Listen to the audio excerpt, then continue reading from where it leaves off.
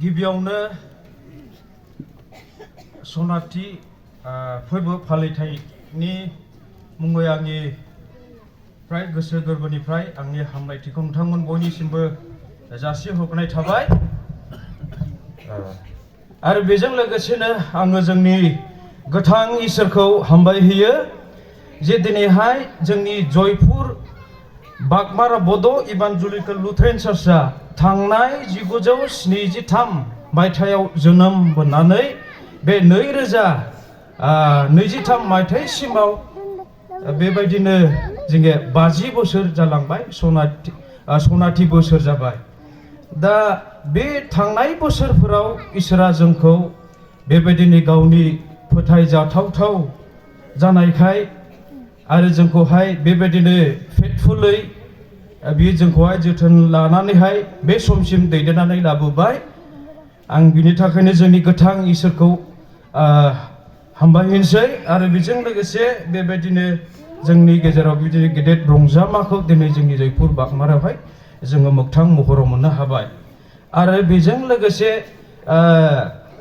जोंनि गाहाय आलासि बिथांखौबो हामबायहोयो। आरो बेजों लोगोसे माननि आलासिफोर आरो बेजों लोगोसेनो हामबायहोनो गोसो जादों बेबायदिनो आगुआव मावलांनाय इभान्जेलिस्टफोर, जिखुनु जाया इसोरनि खामानि मावग्राफोर बे जयपुर B.E.L.C नि सिङाव सासे हिस्ट'रियानबो नङा, जारिमिन लिरगिरिबो नङा, अब्लाबो आंनि जि नलेज दङ, जि रोंगौथि दं बेखौनो बाहायनानै लिरनाय जाबाय। दा बेनिखायनो आङो सुंद'यै बुंलांनो सानबाय। जयपुर बागमारा बड' इभान्जेलिकेल लुथेरान चार्चआ बियो लुथारेननि सानथौ, सानस्रि आरो मावथांखिफोरखौ बिथा खालामनानै बे मण्डलिया जोनोम जादों। आरो बेजों लोगोसेनो बे मण्डलिया पियरलि लुथारेन टेनेट्स एबा लुथारेन डक्ट्रिनजोंहाय बियो मोनसे कन्ट्रल खालामजानाय मोनसे बडि, बे मोनसे ग्रुपजों फैनाय बे मण्डलिया। आरो बेजों लोगोसेनो बे मण्डलियाव इन्ट्रडाक्सनखौ आं होग्रोबाय, बे मण्डलिया मा ग्रुपनि। आरो बेबायदिनो बे मण्डलिया गोबां बेबायदिनो रिजारेक्सन सिखांफिननायखौ, जिसुनि सिखांफिननायखौ फोथायो, जिसु ख्रिस्ट'नि फैनायखौ फोथायो। आरो बे मण्डलिया चाइल्ड बाप्टिजमखौ फोथायो। आरो बे मण्डलिया मिलेनियाम किंडम, रापचार, ट्रिबुलेशन पिरियड, जाजमेन्ट, बोथ बिलिभार्स एन्ड आनबिलिभार्स बे डक्ट्रिनखौ फोथायो। आरो आङो थांनो सानबाय अरिजिन अफ द चार्च, माने जोंनि गिर्जानि जागायजेननाय। जोंनि गिर्जा जयपुर बागमारा बड' इभान्जेलिकेल लुथेरान चार्चआ बेबायदिनो बे दानि आथिखालनि चिरां डिस्ट्रिक्टनि सिङाव थानाय इन्दु भुटान बर्डार खाथियावहाय बेबायदिनो 30 to 35 बे गामिफोर जयपुराव बेबायदि 30 to 35 30 न'खरनिफ्राय 35 न'खरसिम दङमोन आरो बे जायगायावहाय, मतलब बै लांखारावहाय बेबायदि दंग्रोयोमोन।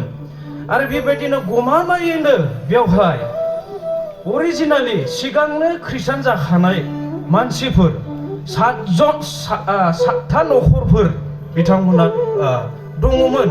बिथांमोना इसोरखौ गिग्रामोन, नाथाय बिथांमोना खुनु लिटारेट मानसि नङामोन। बिथांमोना इलिटारेट माने लेखा रोङै मानसिफोरमोन।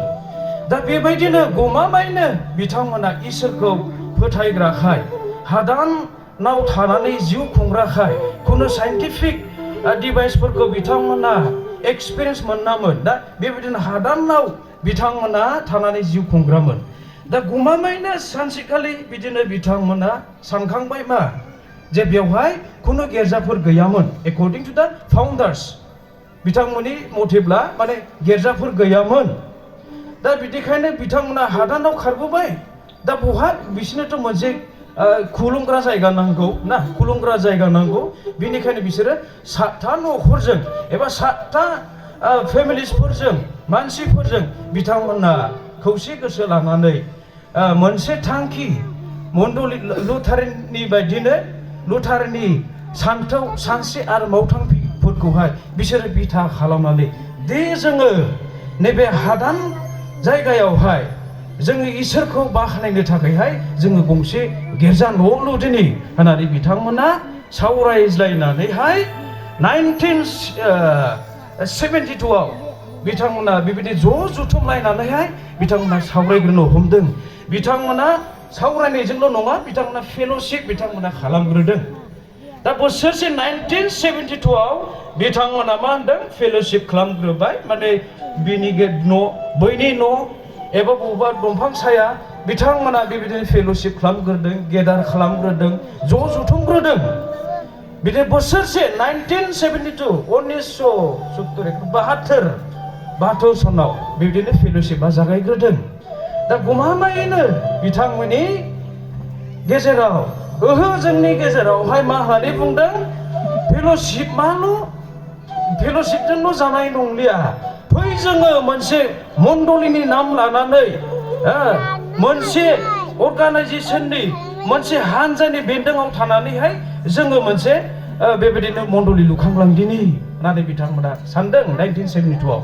दा गमामायैनो बिथांमोना 1973 आवहाय 1972 सनाव बिथांमोना ज'यैनो 7था न'खर आरो बेबायदिनो 25 पपुलेसन, माने 25 पपुलेसन सुबुं अनजिमाफोर ना बिथांमोना ज' सावरायलायनानैहाय बिथांमोना 1973 मायथाइयाव बै जे लांखार दङना, लांखारावहाय बिथांमोना ज'यैनो 7था न'खर आरो बेबायदिनो 25 पपुलेसन 25 जन मानसिफोरजों बिसोरो बै लांखाराव बिथांमोना गायसननाय जादों गमामायैनो।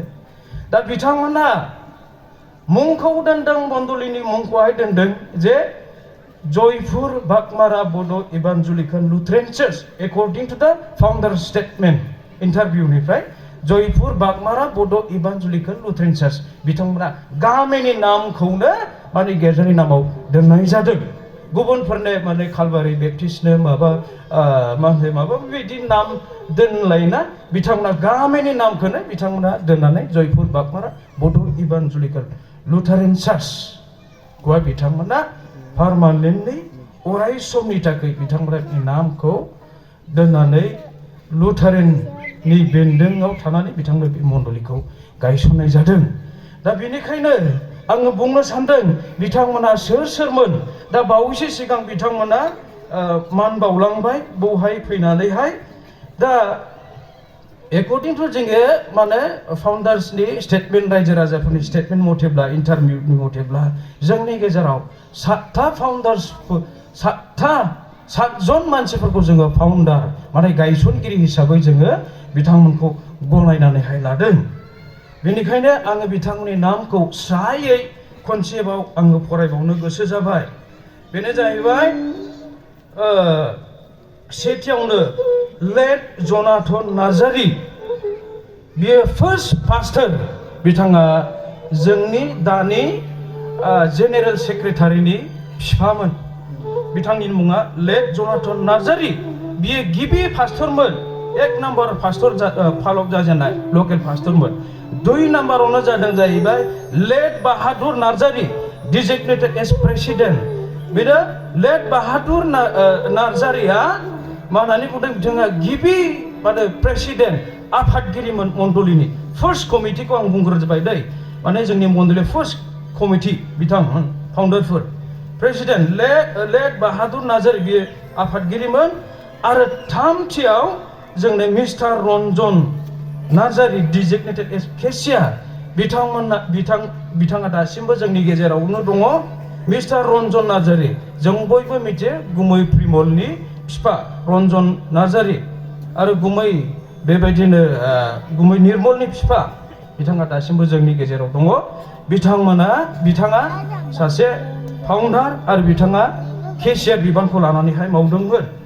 आरो ब्रैथियाव दङ जाहैबाय late Mahendra Narzary, designated as member. बिथाङा मेम्बारमोन फार्स्ट कमिटिनि आरो बिनि निक नेमानो जाहैबाय गाला नार्जारी आरो 5 नम्बराव जादों late Habang Narzary designated as local pastor बियो नैथि पास्टरमोन फालकमोन आरो दथियाव late Prabhat Narzary designated as चौकीदार दथियाव जाहैबाय लेट प्रभात नार्जारी बियो सासे चौकीदारमोन गिबि चौकीदार आरो स्निथियाव late Dhaniram Narzary designated as member बिथाङा सासे मेम्बारमोन बिथांमोन 7 जनना मानगोनां बिथांमोना 7 जन फाउन्डारफ्रा बे गिर्जाखौहाय गायसनदोंमोन जायगाया बहाय बैलांखाराव दायो दैलां जाबाय बैलांखारावमोन बिथांमोना बैजों दैलां दङ बेवहाय आरो बेयावमोन लकेशना दा बिथांमोना जोंनि जयपुर बागमारा बड' इभान्जेलिकेल लुथेरान चार्चनि बिथांमोना जोंनि जारिमिनाव अराय समनि थाखाय दा जिसु फैनाय समसिम बिथांमोना फाउन्डार हिसाबै बिथांमोनखौहाय बिथांमोनहा जोंनि जारिमिनाव आरो जोंनि बिखायाव अराय सम हिर' हिसाबैहाय फाउन्डार हिसाबै जोंनि जारिमिनाव अरायबो लिरजानानै थालांबाय बिथांमोनखौ जोङो मान बावो बिथांमोनखौ जोङो अराय सम जोंनि बिसियावहाय जयपुर बागमारा बिसियाव जोङो जायगा होयो आरो बेबायदिनो फैनानैहाय बेबायदिनो गिर्जा गायसनजाखांनायनि उनावहाय 1983 मायथाइयावहाय जोंनि गेजेराव बिदिनो दुखुनांथाव मोनसे जारिमिन जादों बेनो जाहैबाय आं दहाय बुंदोंमोन जोंनि गिर्जाया गिबियाव बैलांखार दैलामावहाय गायसन जादोंमोन नाथाय जोंनि गेजेराव मिथिंगायारि जाथाय माने नेचारेल खालामाथिस जादों 1983 मायथाइयावहाय 1983 मायथाइयाव गिदिर बेबायदिनो दैबाना जादों दा गमामायैनो बेबायदिनो दैबाना जानाय हिसाबैहाय बे गिर्जा लुखांजानाय हाया जायगाया दैबानाजों बुखारलांजादों बेखौहाय जोंनि जारिमिना फोरमायो एकर्डिं टु दा फाउन्डार स्टेटमेन्ट दा बेबायदिनो दुखुनांथाव जाथाया जोंनि गेजेराव जादों दा बेबायदिनो बिथांमोननि गेजेरावहाय आरो मोनसे सानखांबाय दैजोंथ' लांखार जाबाय दा मा खालामबावनो बेबायदिथ' थाजाया बेबायदिनो बै लांखार दैमानिफ्राय बे फार्स्ट गिबि जायगानिफ्राय लकेशननिफ्राय बिथांमोना centre of the Jaipur village जोंनि मान होनो गोनां मिस्टार रन्जन नार्जारिनि न'नि साखाथियावहाय बे गिर्जाखौहाय लाबोनाय जादों बे दैबानानि बोसोरावनो दैबाना जानाय बोसोरावनो बेवहाय लाबोनाय जादों 1983 मायथाइयावहाय दा बेबायदिनो बेवहाय जोङो गोबाव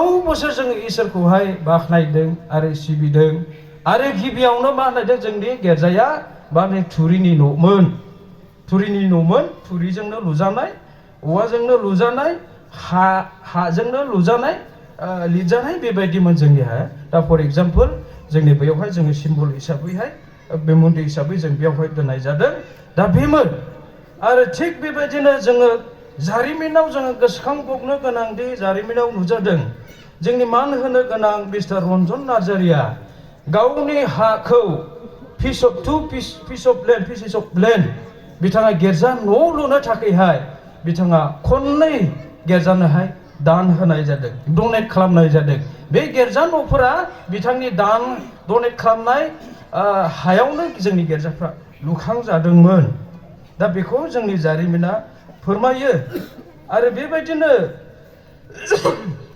फैनानैहाय आङो बारा गोबाव सम लानो गोसो गैलिया फैनानैहाय जोंनि नैबे गिर्जाखौहाय जोंनि मण्डलिफ्रा थांखि लाबावदों बेनो जाहैबाय